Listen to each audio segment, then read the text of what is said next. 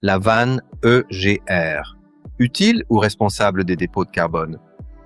Savez-vous pourquoi le boîtier papillon et les soupapes d'admission s'encrassent avec le temps? L'un des principaux responsables est la vanne EGR. Dans ce 12e épisode de notre série sur les moteurs, nous allons découvrir son fonctionnement, ses avantages, mais aussi ses inconvénients. Pensez à vous abonner à la chaîne pour ne manquer aucune de nos vidéos. La vanne EGR, pour Exhaust Gas Recirculation, a pour mission de renvoyer une partie des gaz d'échappement vers le collecteur d'admission. Ces gaz se mélangent ensuite à l'air frais avant d'être de nouveau brûlés dans les cylindres. Pourquoi faire cela? L'objectif principal n'est pas d'augmenter la puissance, mais de réduire la température de combustion.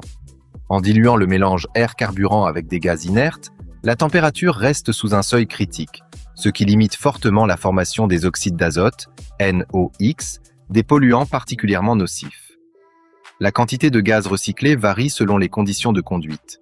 Au démarrage à froid, au ralenti ou à pleine charge, la vanne EGR est peu ouverte, voire totalement fermée. En revanche, elle fonctionne davantage lorsque le moteur est à charge modérée, là où elle est la plus efficace pour réduire les émissions. Mais cette technologie présente aussi des inconvénients. Comme les gaz d'échappement contiennent des particules de suie et des résidus de combustion, une partie de ces particules se dépose progressivement dans le collecteur d'admission, sur le boîtier papillon et derrière les soupapes d'admission. Avec le temps, ces dépôts de carbone peuvent perturber le fonctionnement du moteur, réduire les performances et augmenter la consommation de carburant. De plus, la présence de gaz recyclé diminue légèrement la quantité d'oxygène disponible pour la combustion. Celle-ci devient un peu moins efficace, ce qui peut entraîner une légère baisse du rendement et favoriser l'accumulation de nouveaux dépôts de carbone. Face à ces inconvénients, certains propriétaires choisissent de condamner ou de supprimer la vanne EGR. Pourtant, cette modification est fortement déconseillée. Le moteur est entièrement conçu et calibré pour fonctionner avec ce système. Supprimer la vanne EGR peut provoquer l'allumage du voyant moteur, des cliquetis, une hausse de la température de fonctionnement, une augmentation de la consommation et même un échec au contrôle technique en raison d'émissions polluantes trop élevées. En résumé, la vanne EGR réduit efficacement les émissions de NOx et contribue à protéger l'environnement.